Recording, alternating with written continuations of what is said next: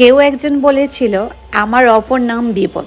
কথাটা সত্যি, বিপদ যেন আমার পিছুই ছাড়ছে না, একটার পর একটা বিপদে পড়েই যাচ্ছে। হ্যালো, আসসালামু আলাইকুম এভরিওয়ান, কী অবস্থা সবার?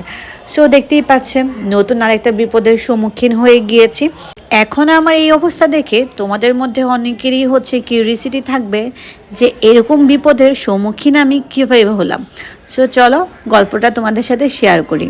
বেশ কিছুদিন ধরেই খালামণিকে নিয়ে হসপিটালে দৌড়াদৌড়ি করছিলাম। ওনার যেহেতু ডায়াবেটিস আছে, তাই পরীক্ষা নিরীক্ষা করার, রিপোর্ট নেওয়া, তারপর ডক্টর দেখানো, এগুলো ঝাঁঝামেলার কারণে 2-3 বার আমার যাওয়া হয়েছিল। তো লাস্ট টাইম যেদিন হচ্ছে আমরা সব কিছু কমপ্লিট করে বাসার দিকে আসছিলাম, যাত্রাবাড়ি ইবনে সিনা থেকে আমাদের বাসা পর্যন্ত একদম অটো দিয়ে আসা যায়, তাই অটো নিয়ে নিয়েছিলাম। কিন্তু রাস্তা যেহেতু একদমই ফাঁকা ছিল, তাই অটোটা অনেক স্পিডে চালাচ্ছিল। আর আসার সময় বাসার জন্য যাত্রাবাড়ি কাঁচা বাজার থেকে টুকটাক কিছু বাজারও করেছিলাম। তো রাস্তা দিয়ে যেতে যেতে হঠাৎ করে আমার কাছে কেন যেন মনে হলো আমার পা দিয়ে কি যেন একটা পড়ে গিয়েছে। তখন আমার কাছে মনে হলো হয়তোবা সবজি টবজি কিছু একটা পড়ে গিয়েছে, তাই সেটা দেখার জন্য আমি নিচের দিকে একটু ঝুঁকে গিয়েছিলাম। আর এই স্পিডে চলা অটোটা হঠাৎ করে একটা প্রাইভেট কারের সাথে হালকা করে ধাক্কা লাগে, আর অটো চালকটা একদম রাশলি হচ্ছে ব্রেক করে, যার কারণে আমি একদম হচ্ছে অটোর যে গ্রিলগুলো আছে সেই গ্রিলগুলোর মধ্যে প্রচুর জোরে হচ্ছে একটা ধাক্কা খাই, যার কারণে নগদ হচ্ছে আমার নাক দিয়ে প্রচুর পরিমাণে ব্লিডিং হওয়া শুরু করে। আর আমার মাথায় এত পরিমাণে আঘাত পেয়েছিলাম যে ওই সময় আমি কিছুই বলতে পারছিলাম না। লাইফে আসলে কখন কি হবে আর কোন সময় কার জন্য বিপদ আসলে অপেক্ষা করে বসে আছে কেউ আমরা বলতে পারি না।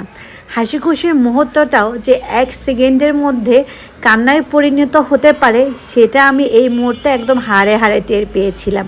কখনো কি কল্পনা করতে পারছিলাম যে রুগীকে নিয়ে যেতে যেতে নিজেই রুগী হয়ে বাসায় ফিরবো? তারপর খালামণি তো প্রচুর ভয় পেয়ে গিয়েছিল, আমি নিজে এদিকে প্রচুর অসুস্থ ছিলাম। বাট খালামণির ভয় দেখে আমিও প্রচুর ভয় পাচ্ছিলাম খালামণি যদি অসুস্থ হয়ে যায়।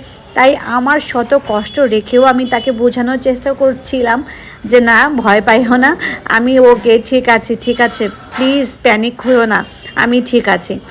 আসলে নিজের শত কষ্ট থাকার পরেও আমি চাই যে আমার কাছের মানুষগুলো, আপনজনগুলো যাতে হাসি খুশি থাকে। যাই হোক, খালামণিকে কিছুটা শান্ত করতে পারছিলাম। দেন এদিকে আমার তো একদম মাথা প্রচুর ব্যথা শুরু করে দিয়েছিল, কোনোভাবেই সেটা আমি সহ্যই করতে পারছিলাম না, বাট মুখের মধ্যে সেটা বুঝতে দিচ্ছিলাম না। দেন তাড়াহুড়া করে হচ্ছে বাসার সামনের একটা ফার্মেসিতে যাই, গিয়ে দেন হচ্ছে আমার ক্ষত স্থানগুলোকে ভালো করে ক্লিন করে দেন হচ্ছে ব্যান্ডেজ করে ফেলি। শত কষ্টের মাঝেও দিন শেষে আসলে আমি আল্লাহর কাছে শুকরিয়া আদায় করতেও ভুলি না, কারণ হতে পারতো এর থেকে আরও অনেক বড় বিপদ, তারপরেও তো জাস্ট এতটুকুতেই আল্লাহ আমাকে বাঁচিয়ে দিয়েছে, সেজন্য শুকরিয়া আদায় না করলে কি হয়। যাই হোক, শরীরটা অসুস্থ তোমরা আমাকে দেখেই বুঝতে পারছো, তাই ভাইকে বলেছিলাম আমার জন্য চটপটা কিছু করে দিতে, তাই হচ্ছে আমার জন্য হচ্ছে বেশি বেশি ঝাল দিয়ে দেন আমার জন্য মুড়ি বানিয়ে দিয়েছিল, খেতে অনেকটা ভালো লাগছিল। সো সবাই বেশি বেশি করে আমার জন্য দোয়া করবে যাতে খুব দ্রুত সুস্থ হয়ে উঠি। সো এই তো ছিল। Thanks for watching.